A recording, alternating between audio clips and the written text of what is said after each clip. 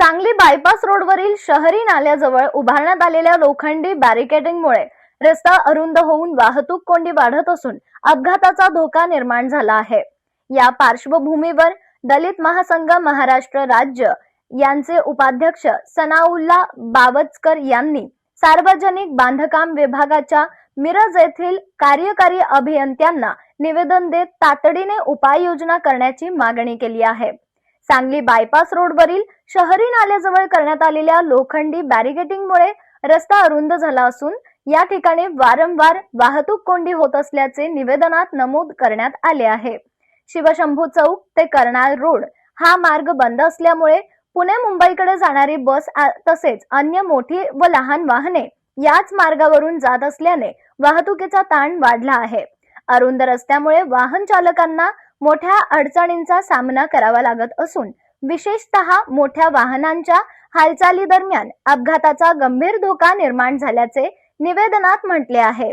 यामुळे संबंधित ठिकाणी तातडीने पाहणी करून नाल्यात आवश्यक क्षमतेची पाईपलाईन टाकून त्यावर मुरुम भराव करण्यात यावा, तसेच रस्त्याचे रुंदीकरण करून वाहतूक सुरळीत करण्यासाठी आवश्यक कार्यवाही करावी अशी मागणी सनाउल्ला बावचकर यांनी केली आहे। दरम्यान सार्वजनिक बांधकाम विभाग सांगली विभागाचे अधिकारी यांनी संबंधित ठिकाणी पाहणी करून नाल्याची साफसफाई करण्याचे आश्वासन दिले असून लोखंडी बॅरिकेडिंग बाबत वरिष्ठ अधिकाऱ्यांशी चर्चा करून आवश्यक ती कार्यवाही करण्यात येईल असेही सांगण्यात आले आहे।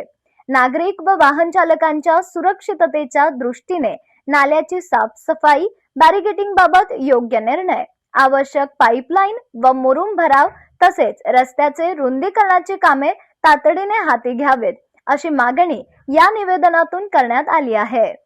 जय शिवराय, जय भीम। मी सनाउल्ला बावचकर, दलित महासंघ मोहिते गट राज्य उपाध्यक्ष व महाराष्ट्र राज्य संघर्ष समितीचा प्रदेशाध्यक्ष या नात्याने आज आमच्या संघटनेकडे एक इथल्या नागरिकांच्या तक्रारी आल्यात। या तक्रारीचं निवारण करण्यासाठी संबंधित अधिकारी आहेत पीडब्ल्यूडी विभागाचे माननीय आसिमभाई मुलाने यांना आम्ही फोन केले असता त्यांनी या सदर जागेची पाहणी केली। पाहणी केल्यानं त्यांनी निदर्शनास आलं की बाबा हे जे सांगली कोल्हापूर रोडचा जो सांगली इस्लामपूर जो हायवे आहे, जो नॅशनल हायवेला मिळतो हायवे, आणि शिवशंभू चौक कर्नाळ रोडवरील जे नाल्याचं काम चालू आहे, त्या नाल्याचं काम चालू असल्या कारणानं इकडनं येणारे जाणारे जे वाहन आहेत इकडलं वाहतूक पूर्णपणे मोठ्या प्रमाणामध्ये यांचं आवाजाग वाढलेले असल्यामुळे तिथं अपघात होण्याची दाट शक्यता आहे।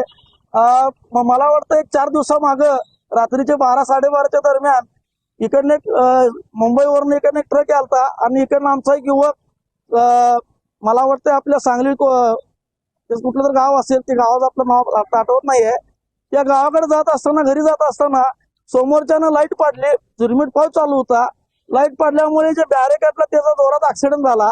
ऍक्सिडेंट झाल्या मुलाची आता अवस्था फार बिकट आहे आणि संबंधित जे अधिकारी आहेत त्यांना आम्ही अशी विनंती करतो की हे जे बॅरिकेड लावलेले आहेत हे बॅरिकेड पूर्णपणे काढून इथे जो नाला आहे तो नाल्याला पाईपलाईन टाकून मुर्मीकरण करून हा जो येणारे जाणारा जो रस्ता आहे हा रुंद करावा आणि होणाऱ्या नागरिकांना जो त्रास आहे तो त्रास पूर्णपणे कमी करावा।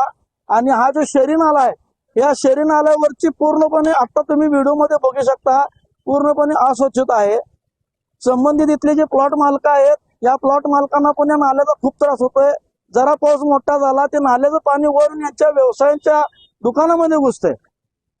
इथले जे संबंधित मिस्त्री लोक आहेत त्यांच्या बिचारांच्या हातावर जो पोटा उदरनिर्वाहाचा गॅरेज धंद्यावरती होतो, तर संबंधित अधिकारी आसिमभाई मुलाने यांनी येऊन जागेची पाहणी केली। त्यांनी बोलले की आम्हाला एक परिसर स्वच्छ करून देतो आणि आमचे जे वरिष्ठ अधिकारी आहेत त्यांना पूर्णपणे आम्ही कल्पना देऊन हे आपण बॅरिकेड काढायचा पूर्णपणे होईल तेवढा प्रयत्न करू असं तिने आम्हाला आश्वासन दिलेत। तर आम्ही पीडब्ल्यूडीच्या माध्यमातून संघटनेच्या माध्यमातून आम्ही अशी विनंती करतो की लवकरात लवकर या विषयाचा निचरा व्हावा आणि हा विषय पूर्णपणे मार्गी लावावा हीच आम्ही तुम्हाला कळकळीची विनंती करतो। जय हिंद, जय महाराष्ट्र।